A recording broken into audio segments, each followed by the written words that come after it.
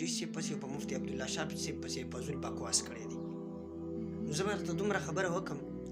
چې ډاکټر ذاکر نایک ښه سړی دی او که بد سړی دی هغه خبره په خپل ځای ده، خو دا لعنتي راپیسېدی دا علمي یتیم چې د دوی تربیت داسې شوی دا بدعتیان ګمراه معتزله د دې زمانې دا جدید معتزلې دي د دې زمانې دی راپاڅېدلی دی اوس په شیخ ادریس صاحب پسې داسې رد بد وایي داسې بکواس کوي په مفتي عبدالله شاه صاحب پسې داسې بکواس کوي دا د دوی تربیت دی ها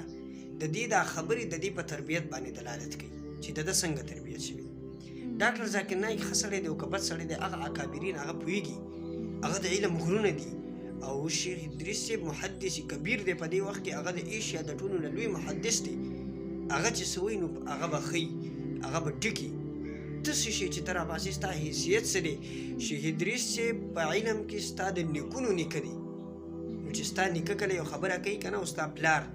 نو هغه خبرې کې به بیا نقص نه راوباسي بلکې هغه به بیا اوري هغې به برداشت کې خو دوی دغه خبرې نشي برداشت کولی دا د انګریز اولاد دی دا عنایت الله ګجراتي چې کوم دی دا د هغه اولاد دی هغه په خپله په کتابونو کې علما کرامو ته او دغه شان مفسرینو ته تر دې چې بخاري امام بخاري صاحب دی کافر لیکلی دی نو چې داسې خلک یې د داسې خلکو اولاد او د داسې خلکو تربیت یافته خلک نو هغه به خامخا داسې فضول بکواسات به کوي نو د دې په خبرو به نه دوکه کېږي د دې د خبرې چې کوم دی دې نه پته لګي چې د دې تربیت صحیح نه دی شوی دا د عنایت الله ګجراتي اولاد دی او دا را روان دی او دوی به دا رد بد په اکابرینو پسې وایي نو انشاءالله د دې به صحیح علاج کوو. فی الحال دا مختصر کلیپ ما ریکارډ کو تاسو د دې خلکو د شر او فساد نه تاسو چې کوم دی ځان وساتئ.